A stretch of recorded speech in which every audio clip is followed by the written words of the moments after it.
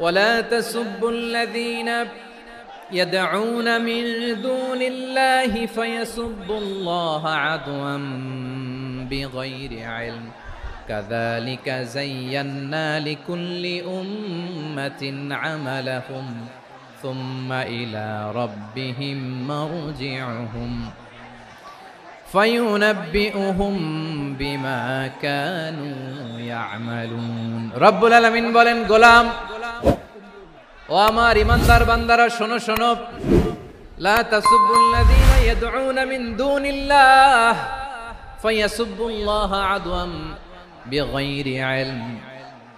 ও আমার বিশ্বাসী বান্দারা, যারা আল্লাহকে ব্যতি রেখে দেব দেবীর পূজা করে তোমরা খবরদার তাদের গালি দিও না।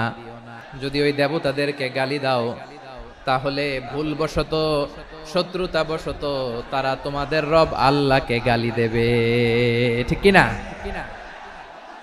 তোমরা যদি তাদের দেবতাদের গালি দাও ওরা রেগে তোমার আল্লাহরে গালি দিবে, তাহলে আল্লাহরে গালি খাওয়ানোর কারণ হয়ে গেলাম আমি।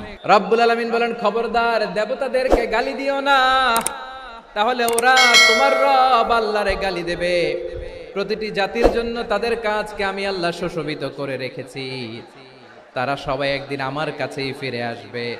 এরপর আমি রব্বুল আলামিন তাদের আমলনামা তাদেরকে জানিয়ে দেব। সুবহানাল্লাহ পড়ে।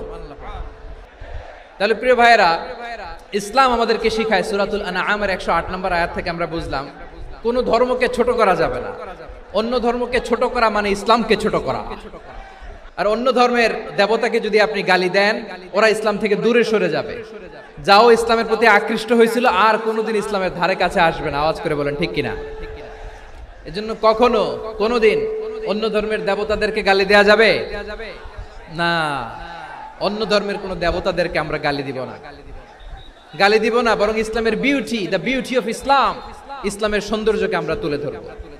আমরা যদি বিশ্বনবী সাল্লাল্লাহু আলাইহি ওয়াসাল্লামের জীবনের দিকে তাকাই তাহলে আমি দেখব বিষ্ণু ইসলাম মক্কাতে কিংবা মদিনাতে অন্য ধর্মের লোকদের সাথে খুব পিসফুলি লাইফ লিড করেছেন। হোক মুশরিক, হোক খ্রিস্টান, হোক ইহুদি, বিশ্বনবী সবার সাথে মিলেমিশে ছিলেন। আলহামদুলিল্লাহ বলেন। ইসলাম হচ্ছে পিসফুল রিলিজিয়ন। অন্য ধর্মের প্রতি সহনশীলতার সবক ইসলাম আমাদেরকে দেয়। কিন্তু প্রতিটি মুসলিমের এটা মনে রাখতে হবে, আল্লাহর কাছে পছন্দনীয় গ্রহণযোগ্য ধর্ম, জীবনাদর্শ একটি, সেটা হচ্ছে ইসলাম। এজন্য রব্বুল আলামিন বলেন ইন্নাদ-দীনা ইনদাল্লাহিল ইসলাম, আল্লাহর কাছে মনোনীত গ্রহণযোগ্য অ্যাকসেপ্টেড ধর্ম মতাদর্শ একটা, সেটা হলো ইসলাম। ইসলাম ছাড়া অন্য কোন ধর্ম যদি কেউ তালাশ করে তার ওই ধর্ম আল্লাহ গ্রহণ করবে না। ومن يبتغي غير الإسلام دينا فلن يقبل منه وهو في الآخرة من الخاسرين.